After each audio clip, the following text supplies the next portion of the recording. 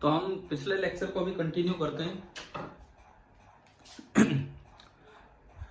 ये बोर्ड पे वही डायग्राम बना हुआ है जो अभी लास्ट में था।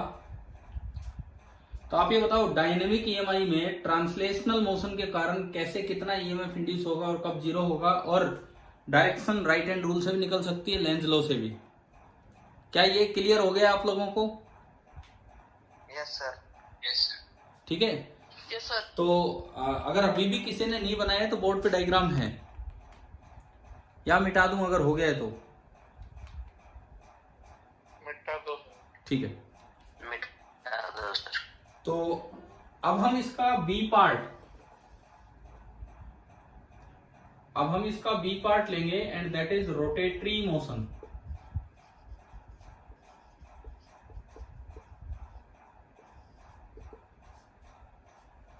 अगर वायर रोटेट करे तो कैसे इमोशनल ईएमआई होता है और कितना ईएमएफ इंड्यूस होगा और कैसे होगा, वो चीज हमें निकालनी है।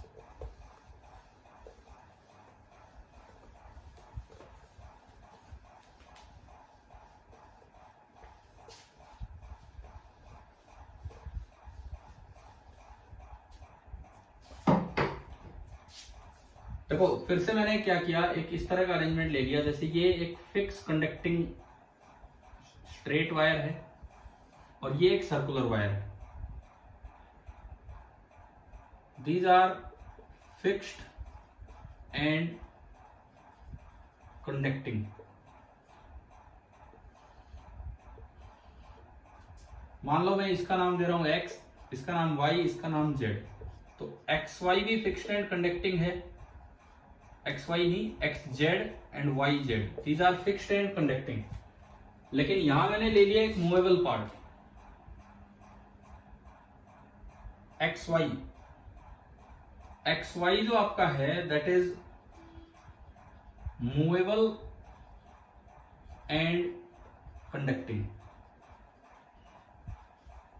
अच्छा, ये वाला जो xy है ये यहां पे x पे हिंज्ड है, तो ये कैसे मूव कर सकती है? अगर ये x पे हिंज्ड है तो ये ट्रांसलेट होगी कि रोटेट कर सकती है? रोटेट। ठीक है। और इस पूरे इलाके में मैग्नेटिक फील्ड लगा हुआ है अंदर की तरफ।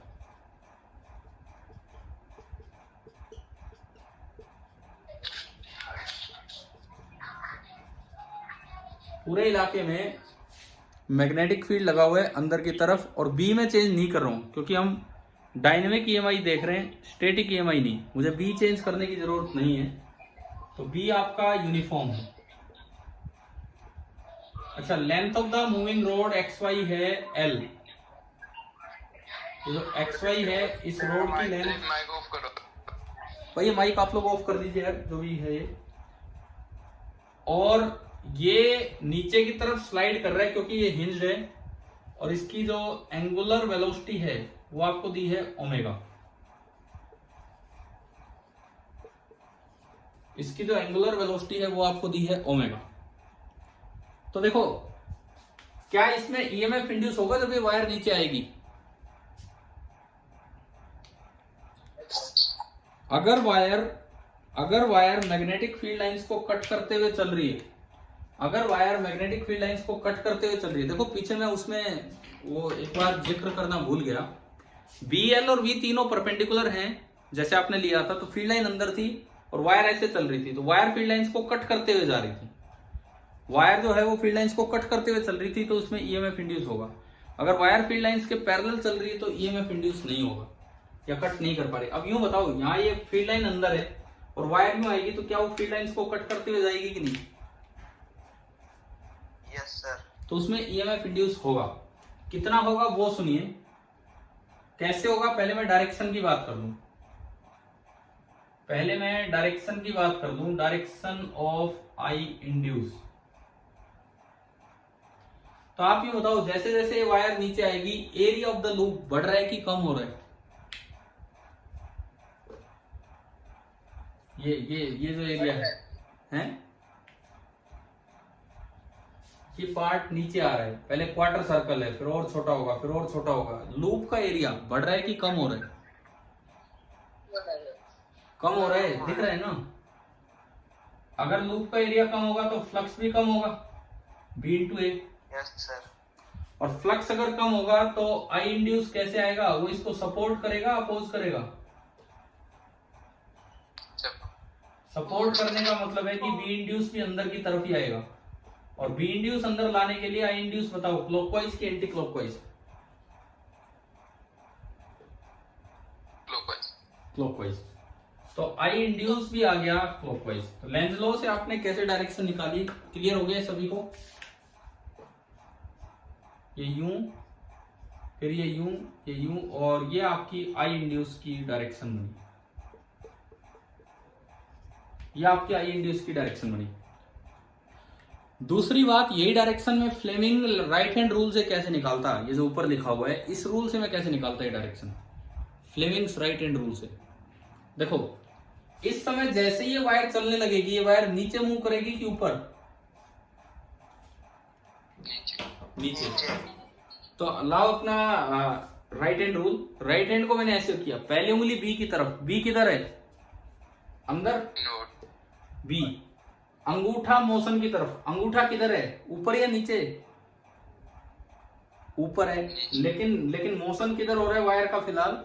नीचे। तो मैंने इसको ना यूं घुमा दिया, मैंने इसको यूं घुमा दिया 90 डिग्री से, 180 डिग्री से। बताओ समझ आया? अब देखो मेरी ये जो दूसरी उंगली है ये एक्स से वाई जा रही कि वाई से एक्स?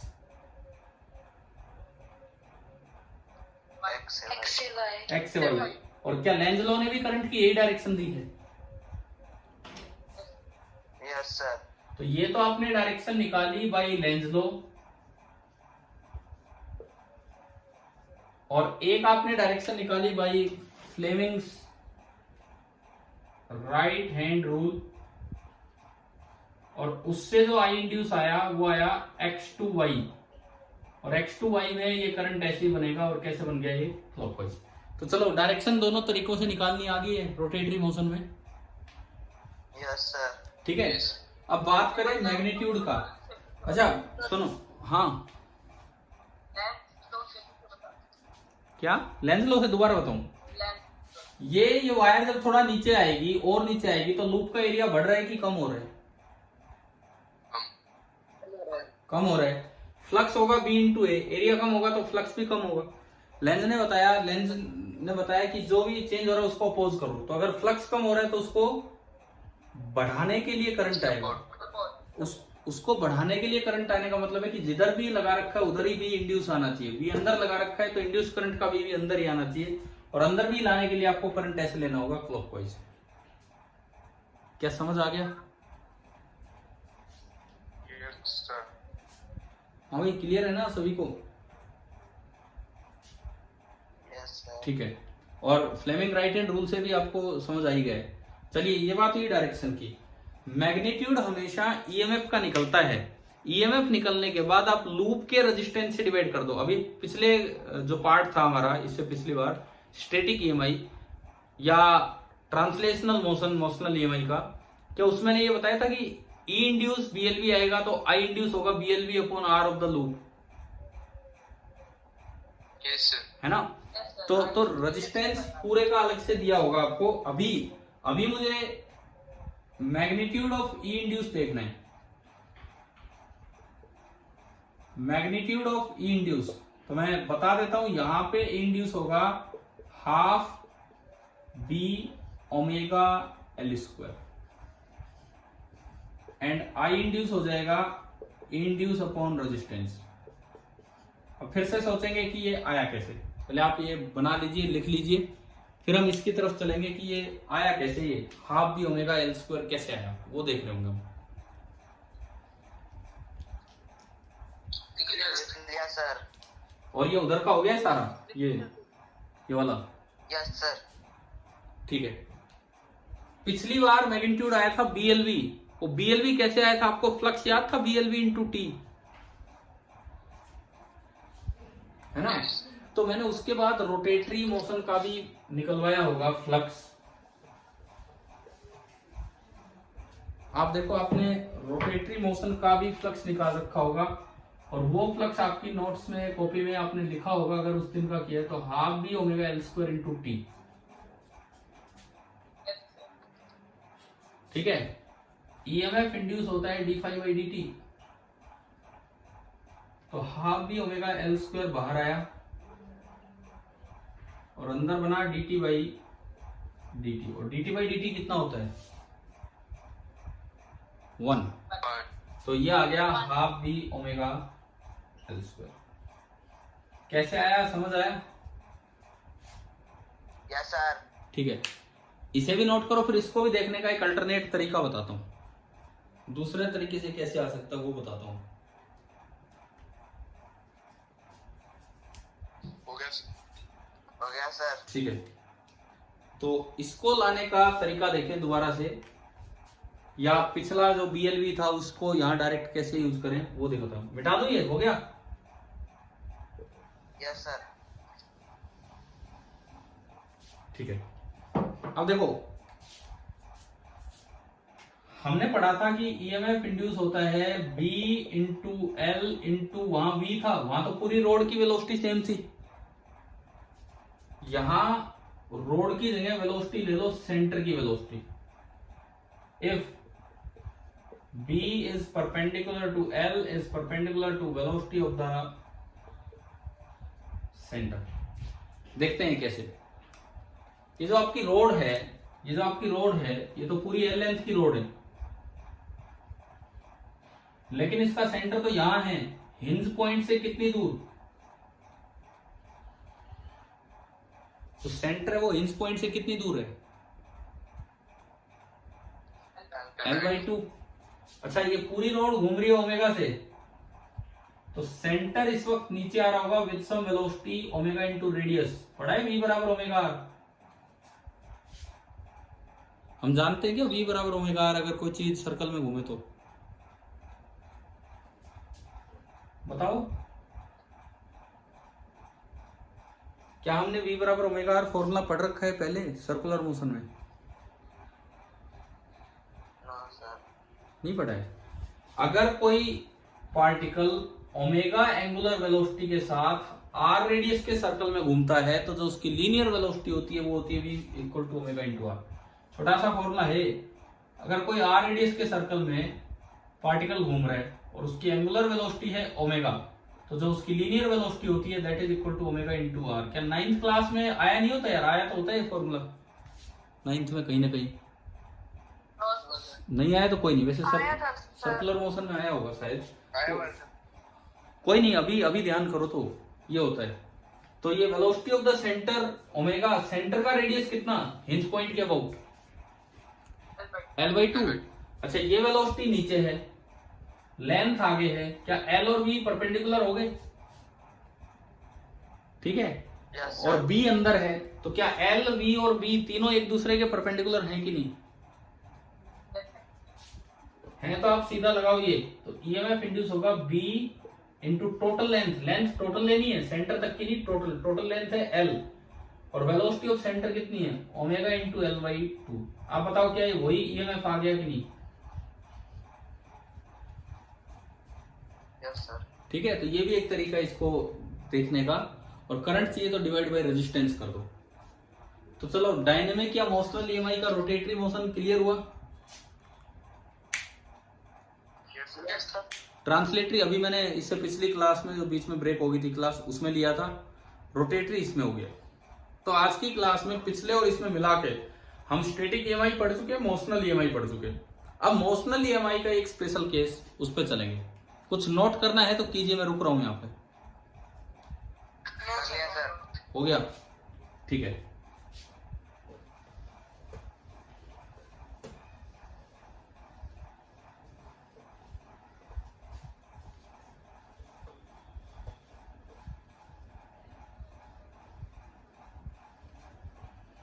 अब मोशनल EMI का ही एक स्पेशल केस आता है जिसे बोल देते हैं पीरियोडिक EMI। पीरियोडिक मतलब जो एक फिक्स टाइम के बाद अपने आप को रिपीट करे। और वैसे ये कहाँ यूज होता है? पिछले साल और इस साल ये टॉपिक आपके सिलेबस से हटा रखा है कोरोना काल की वजह से, तो पता नहीं जो भी रीजन है। एक बुक में टॉपिक होगा AC जनरेटर, या नहीं है NCERT बुक में? है ना? ये पिछली साल भी नहीं था बोर्ड के सिलेबस में CBSE में, इस साल भी नहीं हो तो शायद आपके एनटीएससी का जो अगले टेस्ट का सिलेबस दिया है उसमें भी ये नहीं दिया गया होगा, जनरेटर नहीं दिया गया होगा। आपके पास सिलेबस है आपका अगले टेस्ट का? यह है सर। जनरेटर इसमें दिया हुआ है इस बार वाले टेस्ट में? Yes sir. अगले वाले में इससे अगले में दिया है, इसमें वैसे नहीं दिया है। चलो कोई नहीं, एसी जनरेटर तो अगले में है तो अगले में पढ़ लेंगे। अभी वैसे वो बोर्ड में से हटा रखे इन्होंने 1-2 साल से, जस्ट कोरोना टाइम की वजह से लगा दो। बट एसी जनरेटर का जो प्रिंसिपल है वो इसमें यूज हो रहा है, मोशनल ईएमआई का एक पार्ट। हाँ तो वो तो अभी गए नहीं है ना वहां तक, अभी तो हम ईएमआई का पार्ट जस्ट पढ़ रहे हैं। ट्रांसफॉर्मर कब हो पाएगा? जब हम सेल्फ इंडक्शन पढ़ेंगे, म्यूचुअल इंडक्शन पढ़ेंगे, उन पे बेस्ड होता है आपका ट्रांसफॉर्मर। आप अपने सिलेबस में देखो तो ट्रांसफॉर्मर है तो ये टॉपिक साथ दिए होंगे, self induction and mutual induction.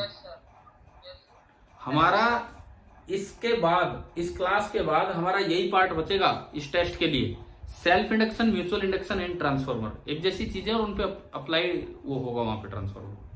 ठीक है?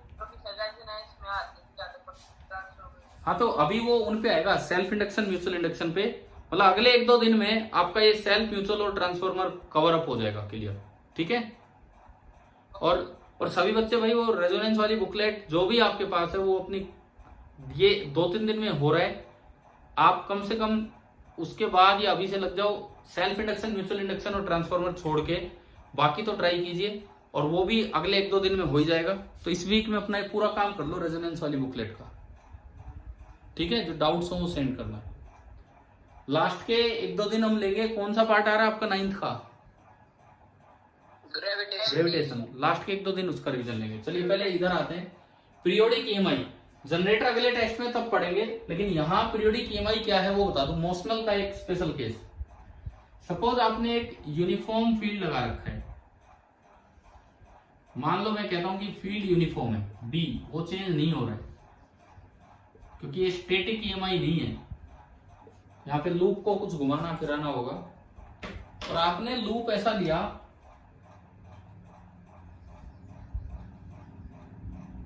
यूं, मैं इसको थोड़ा ठीक सा बनाऊं। क्या ये लाइनें अब यूं नजर आ रही है कि इसको क्रॉस करके जा रही है? ठीक है? ये आपका है rotating conducting loop. This is your rotating conducting loop. ये अपने इस एक्सिस के अबाउट रोटेट कर रहा है विद एंगुलर स्पीड ओमेगा। इस लूप में मान लिया मैंने कि n नंबर ऑफ टर्न्स है। एक टर्न का एरिया परपेंडिकुलर होता है, a मैंने माना एरिया ऑफ ईच टर्न है। तो एक पीरियोडिक ईएमआई यहाँ पे इंड्यूस होगा। कैसा होगा सुनिए, शुरू में जब ये लूप यूं है तो क्या सारी फील्ड लाइंस इसको क्रॉस करके जा रही हैं कि नहीं? तो फ्लक्स मैक्सिमम है। थोड़ी देर में लूप यूं हो गया तो सारी फील्ड लाइन उसको टच करके जा रही है पैरेलल, तो फ्लक्स कितना हो गया? 0। फिर दोबारा से लूप घूमेगा, फिर दोबारा से लाइन एंटर करने लगी, यानी कि बार बार इसमें क्या होना है, कभी तो फ्लक्स बढ़ेगा और कभी फ्लक्स बढ़ेगा और कभी फ्लक्स कम होगा। समझ आ रहा है ये?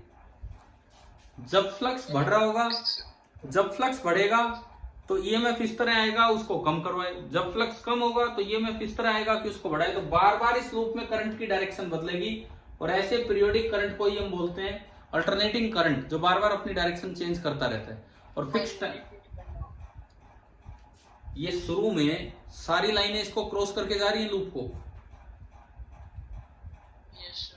तो इसमें से मैक्सिमम फ्लक्स है। अब जब ये लूप घूम के यूं होगा तो सारी लाइनें टच करके जा रही है, तो फ्लक्स कितना हो गया? 0। फिर दोबारा ये लूप यूं होगा तो लाइनें फिर अंदर आएंगी, यानी कि कभी फ्लक्स बढ़ रहा है और कभी कम हो रहा है। तो कभी तो ईएमएफ इस तरह इंड्यूस होगा कि वो फ्लक्स को कम करवाए, कभी उसे बढ़ाने के लिए। तो करंट बार बार अपनी डायरेक्शन अल्टरनेटिंग करता रहेगा। ऐसे करंट को ही बोलते हैं अल्टरनेटिंग करंट। और ये जनरेट हो गया यहाँ पे, आगे आप कहीं भी कनेक्ट करोगे उसमें आ जाएगा। तो ये अल्टरनेटिंग जनरेटर का प्रिंसिपल है। जनरेटर तो हम अगले टेस्ट के लिए बाद में पढ़ेंगे, लेकिन ये क्या हो रहा है ये समझ आया क्या? ये घूमने वाला जो काम है ओमेगा इसकी है यूनिफॉर्म एंगुलर वेलोसिटी। इस लूप की यूनिफॉर्म एंगुलर वेलोसिटी है ओमेगा। बताओ ये बना आपका, ठीक है। ऐसे केस में जो ईएमएफ इंड्यूस होता है, ऐसे केस में जो ईएमएफ इंड्यूस होता है वो हम याद रखें, उसकी पीक वैल्यू एक होती है जो हमें याद रखना चाहिए, बी ए ओमेगा एन, और वो बार बार कभी पॉजिटिव कभी नेगेटिव जाएगा। तो ये मैथ्स का एक फंक्शन है साइन फंक्शन। अच्छा, साइन कोस तो हमने पढ़ रखे हैं ट्रिग्नोमेट्री में, लेकिन क्या उनके ग्राफ भी पढ़ रखे हैं? क्या उनके ग्राफ पढ़ रखे हैं? साइन कैसे वेरी करता है, कोस कैसे वेरी करता है? नहीं पढ़े तो मैं बताता हूँ, सुनिए, मैं बताता हूँ, सुनिए। ये जो ईएमएफ इंड्यूस हुआ है, ये ईएमएफ ऐसा इंड्यूस हुआ है, t बराबर 0 पुट करोगे तो साइन 0 कितना होता है? 0। तो ये 0 से स्टार्ट होगा। जब कुछ आप आगे जाओगे, एक टाइम पीरियड, भाई टाइम पीरियड पूरा होगा घूमने का 2π/ω, ये तो हम जानते हैं ना। टाइम पीरियड होता है 2π/ω। जब आप t की जगह पूरा टाइम पीरियड रखोगे, एक बार पूरा घूम गया 2π/ω, ओमेगा से ओमेगा कट गया, और साइन 2π भी 0 होता है। बीच में आप आधा टाइम लोगे t/2, वहां भी ये 0 आएगा। तो ये ग्राफ कैसा आता है? ये ग्राफ ऐसा आता है, साइन का ये ग्राफ होता है, साइन फंक्शन का, कभी पढ़ लोगे मैथ्स में। आधी बार यूं ऊपर जाएगा और आधी बार यूं नीचे आएगा, और इसकी जो पीक वैल्यू है वो ये है, this is the maximum value. इस दौरान जो मैक्सिमम वैल्यू आती है वो ये आती है BA⍵N। ये फॉर्मूला हमें याद रखना चाहिए।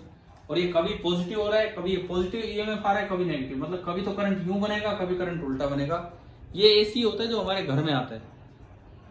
हमारे घर में जो सप्लाई आती है सरकार की तरफ से, वो इसी जनरेटर के थ्रू आती है, दैट इज एसी जनरेटर, और ये उसकी पीक वैल्यू है BA⍵N। तो ये एक स्पेशल केस था मोशनल ईएमआई का, जिसे हम पीरियोडिक ईएमआई बोलते हैं। इसकी डिटेल में नेक्स्ट टाइम जो नेक्स्ट टेस्ट के लिए जब एसी जनरेटर होगा तब हम पढ़ रहे होंगे। तो ये बताओ भाई, यहां तक आया कि नहीं आया समझ? ठीक है, तो आज हमारा स्टैटिक एंड मोशनल ईएमआई हो गया है।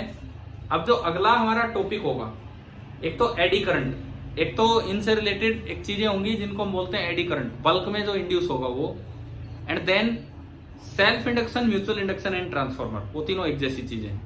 एक बार अपना सिलेबस में और वेरीफाई कर लो, क्या इनके अलावा भी कोई टॉपिक है इस टेस्ट के लिए? No sir. एडी करंट दिया है, एडी करंट? Yes sir. हाँ ठीक है, तो एडी करंट नेक्स्ट क्लास में पहला टॉपिक होगा, छोटा सा ही पार्ट है वो। देन हम आ जाएंगे सेल्फ इंडक्शन पे, देन म्यूचुअल पे, एंड देन ट्रांसफार्मर। मतलब हम 2 दिन और लगा रहे हैं। अच्छा, ये मेरे को सिलेबस दिखा रहे हैं अनुज का ध्यान। Lenz law, Fleming right hand rule, Lenz law, ये सब हो गया है। इंड्यूस्ड करंट हो गया है। अच्छा, इसके नीचे है एडी करंट, एक तो ये बचा है, एक सेल्फ इंडक्शन बचा है, और ऊपर करना थोड़ा भाई म्यूचुअल इंडक्शन एंड ट्रांसफार्मर। ठीक है, तो ये वही गिनती के टॉपिक बचे हैं। 2 दिन और हम ये पार्ट पढ़ रहे हैं। तो अगले 2 दिनों में या 2 दिन के बाद आप पूरी रेजोनेंस वाली अपनी बुकलेट पूरी करें, और लास्ट के 1-2 दिन हम फिर ग्रेविटेशन को भी करेंगे। एक दिन इसके डाउट्स ले लेंगे, जो ईएमआई का जो पार्ट है वो।